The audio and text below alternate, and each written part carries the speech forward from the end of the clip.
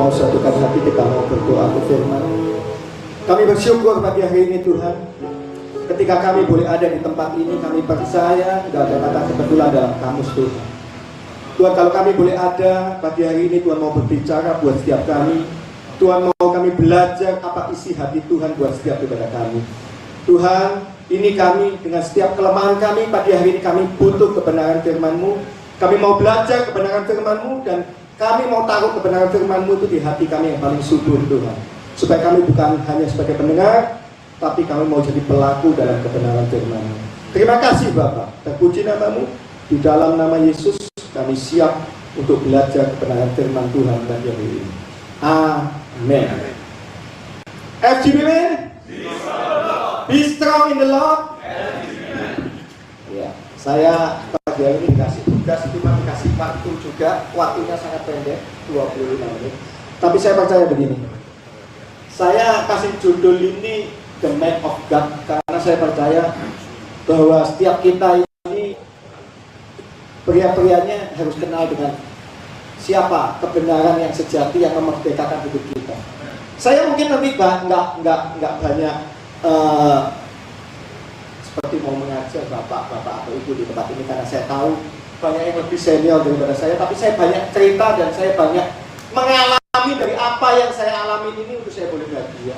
Jadi The Man of God buat saya ini sesuatu yang luar biasa. Next, boleh di slide-nya boleh diganti. Nah, 1 Petrus 2 ayat 9 firman Tuhan ngomong begini, tetapi kamulah bangsa yang terpilih, imamat yang rajani, bangsa yang kudus, umat kepunyaan Allah sendiri, supaya kamu memberitakan perbuatan-perbuatan yang besar daripada Dia yang memanggil kamu keluar daripada kegelapan kepada terangnya yang ajaib.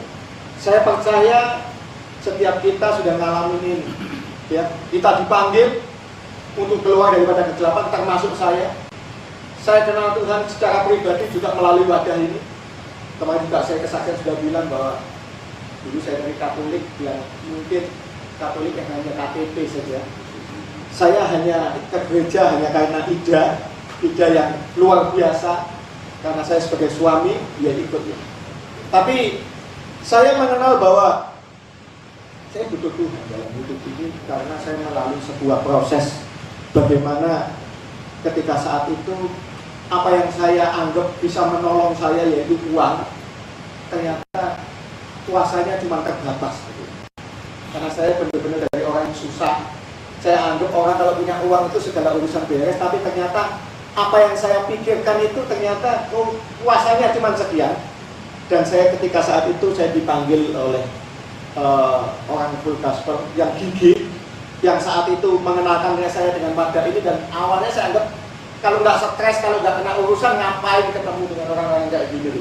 Kerjanya cuma nyanyi-nyanyi, kerjanya cuma diomong yang mungkin belum jadi kenyataan ketika itu. Tapi saya tahu bahwa semuanya ini bicara tentang sesuatu yang mungkin kita butuhkan nggak saat itu. Hari ini saya banyak bicara dengan teman-teman begini, mungkin kesaksian atau firman itu jatuh hari ini, butuhnya nggak besok, nggak butuhnya nggak hari ini. Tapi saya percaya bahwa firman yang ditabur itu tidak akan kembali dengan sia-sia. Nggak butuh hari ini, nggak butuh besok, mungkin lusa, mungkin 1 minggu lagi, 1 tahun lagi, firman itu benar-benar akan jadi sesuatu yang kita butuhkan, gitu ya. Jadi saya percaya bahwa ya kita hari ini dipanggil Tuhan untuk memberitakan perbuatan-perbuatan Tuhan yang ajaib. Saya tadi percaya anak-anak muda ini mengalami sesuatu yang luar biasa. Ada yang dari kesehatan, ada yang dari pekerjaan, ada yang bagaimana kenal Tuhan secara luar biasa, dan yang utangnya banyak. Kalau bicara utang, saya percaya kalau kita modalnya modal dengkul ya mesti dari utang, tapi bukan itu ya permasalahannya. Ya, saya percaya di sini saya tulis begini. Hidup ini bukan bicara tentang kehebatan kita. Hidup ini bicara tentang kasih karunia yang Tuhan beri sejatinya. Hidup ini bicara tentang kemurahan yang Tuhan beri. Hidup ini bicara tentang kesempatan yang Tuhan beri. Dan hidup ini bicara tentang kepercayaan yang Tuhan beri. Jadi hidup ini aslinya bukan tentang kita. Makanya setiap kita mesti saya tulis di sana harus sadar diri. Ya. Jadi orang yang disebut sebagai man of God, pria-prianya Tuhan mesti sadar bahwa kita ini aslinya nggak ada apa-apanya tanpa Tuhan. Hari ini saya jujur, saya mau katakan, kalau saya boleh ada sebagaimana saya ada hari ini, Semua karena Tuhan. Yang dulu saya anggap bahwa saya mampu, saya bisa, saya pandai, ternyata tidak ada apa-apanya gitu, tanpa Tuhan. Next, sadar diri itu bicara apa? Saya bagi 4, saudara. Yang pertama, orang yang sadar diri pasti sadar tujuan. Orang yang sadar diri pasti sadar identitas. Orang yang sadar diri itu pasti sadar waktu. Dan orang yang sadar diri itu adalah orang yang sadar cara hidup. Next, yang pertama bicara tentang sadar tujuan. Ya, hidup tanpa tujuan itu saya mau katakan hidup nggak maksimal, saudara. Setiap kita mesti ngerti tujuan hidup kita. Saya terkesan dengan omongannya Kosing, ya, bahwa orang main sepak bola itu bisa kuat hanya karena ada gawangnya. Ya, itu jadi buat saya sesuatu yang membekas. Tanpa ada gawangnya, orang disuruh lari biar aku cuma 20 menit akan capek. Saudara. Tapi kenapa pemain sepak bola bisa 2 kali 45 menit plus mungkin tambahan waktu masih bisa tetap berlari? Karena ada gawangnya, ada tujuannya. Begitu juga dengan kita. Hidup kita ketika tanpa tujuan, saya percaya setiap kita akan capek, saudara. Ya. Di situ di ayat 1 Yohanes 5 ayat 4, ini firman yang buat saya spesial. Firmannya ngomong begini, sebab semua yang lahir daripada Allah, ada kata mengalahkan dunia, dan inilah kemenangan yang mengalahkan dunia, yaitu apa, saudara? Iman kita. Kata mengalahkan dunia saya kasih warna yang berbeda. Ada kata mengalahkan berarti ada kesempatan kita dikalahkan oleh dunia. Saya selalu pagi berkata begini, kalau saya nggak nempel dengan sumber kekuatan, kemungkinan untuk dikalahkan dunia sangat gede. Saya cerita mengenai bisnis saja, saudara, karena ini yang tiap hari saya lakukan. Saya masih ingat bahwa bagaimana yang mungkin kelihatan menurut mata atau menurut kita itu bagus, belum tentu itu yang bagus menurut Tuhan. Ya, saya masih ingat ketika itu saya di Tanjung Balai Karimun, ada satu perusahaan galangan gede banget. Ketika itu dari pos satpam aja mau sampai ke kantornya itu mungkin hampir 2 kilo. Saya tahu kalau saya sebagai orang dunia, wah ini bos gede, galangan besar. Tapi sebelum itu saya percaya begini, Tuhan ketemukan saya dengan orang full gospel Batam, dan dia bilang sama saya begini, ojo masuk perusahaan ini. Perusahaan itu kelihatannya tok gede, tapi aslinya kosong. Dari situ saya mau katakan begini, saudara, bahwa apa yang mungkin kita anggap baik, kita anggap luar biasa, belum tentu itu yang memberkati hidup kita. Makanya saya mau katakan gini, kita butuh siapa, saudara?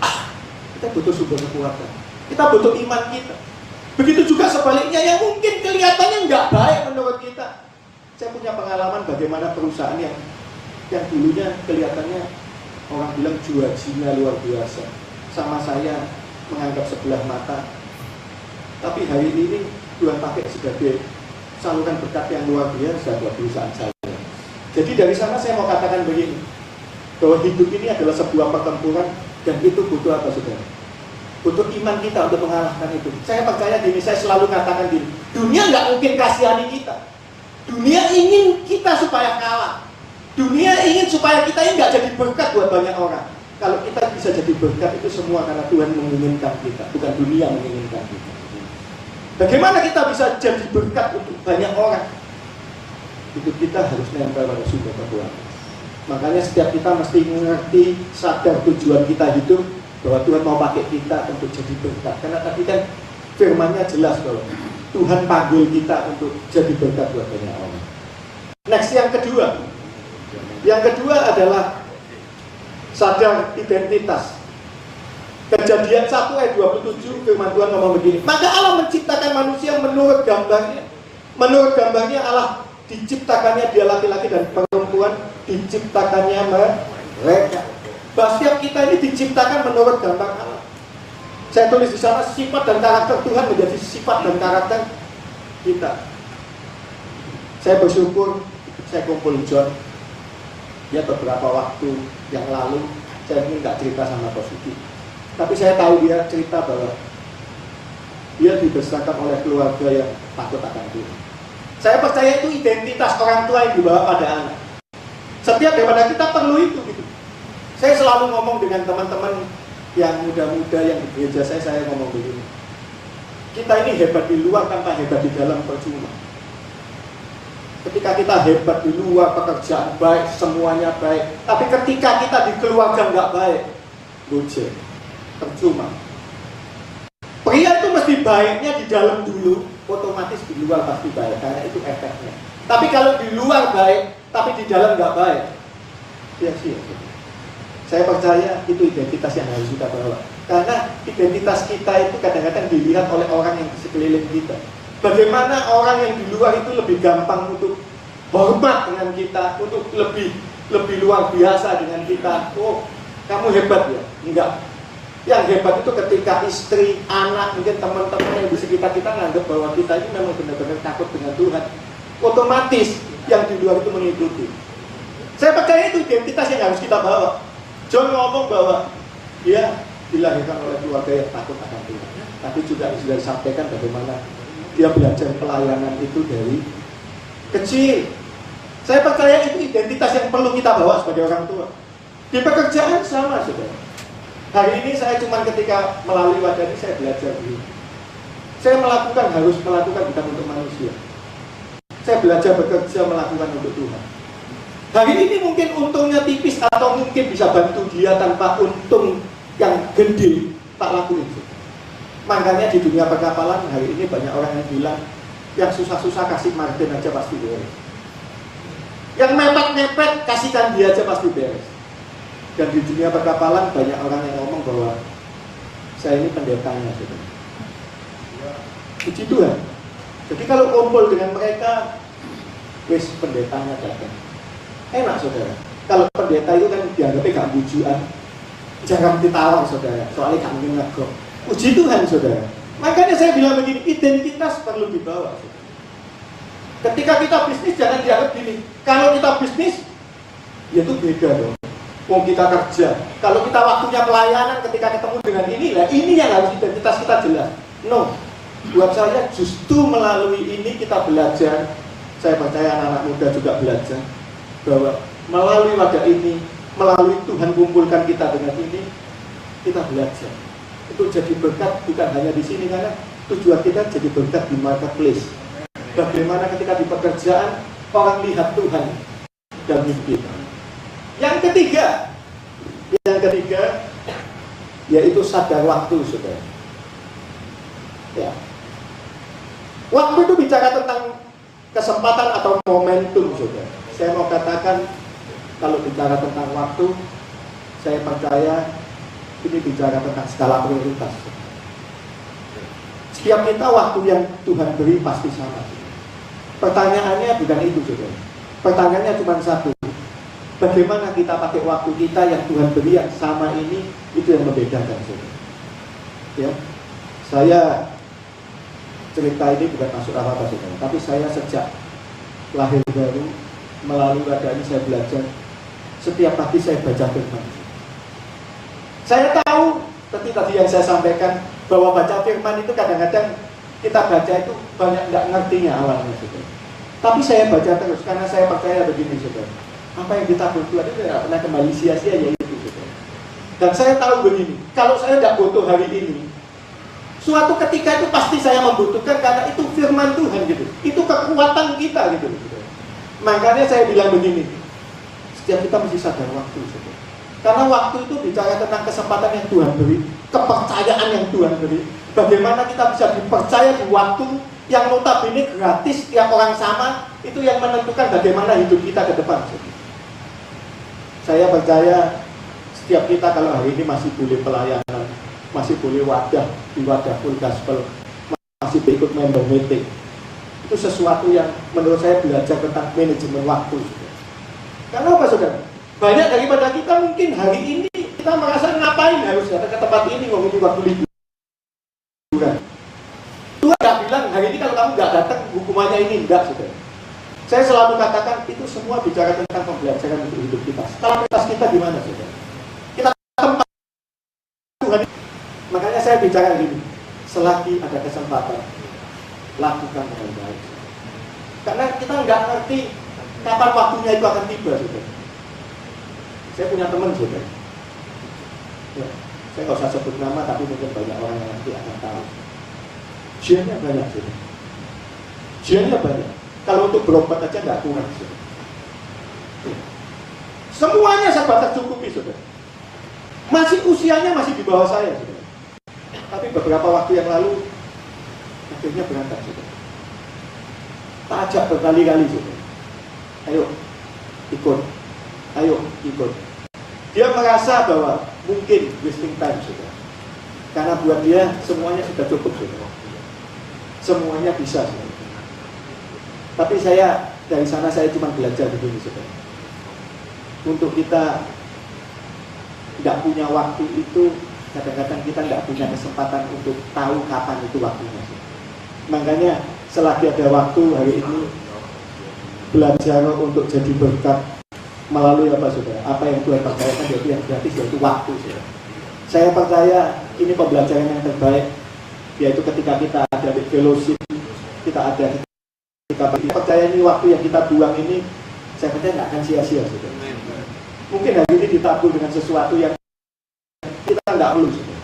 Tapi saya percaya ketika kita diingatkan dengan apa yang Tuhan berikan bagi hari ini. Efesus 5 ayat 16 ngomong begini, pergunakan waktu yang ada karena hari-hari ini sehat. Saya selalu bilang dengan anak-anak muda, selalu bilang begini, saudara. Seolah-olah kita belum waktunya, saudara. Kita mau melakukan mungkin yang gampang-gampang, saudara, yang enak-enak, saudara. Ya, tapi belum tentu ada waktu untuk kembali, saudara. Saya punya teman dulu bisnis, hidupnya ada kawan-kawan. Saya cuma ngomong sama dia gini, ayo mandek, ayo mandek. Dia merasa belum waktunya, saudara. Tapi hari ini ketika dia mulai, hari ini sunset, saudara, bisnisnya, dia mulai kembali pada Tuhan. Saya mau katakan bukan Tuhan nggak terima, saudara. Tuhan pasti terbuka untuk terima anak-anaknya. Tapi hari ini ketika bisnisnya dia lagi sunset, dia kadang lebih memikirkan bisnisnya, nggak bisa.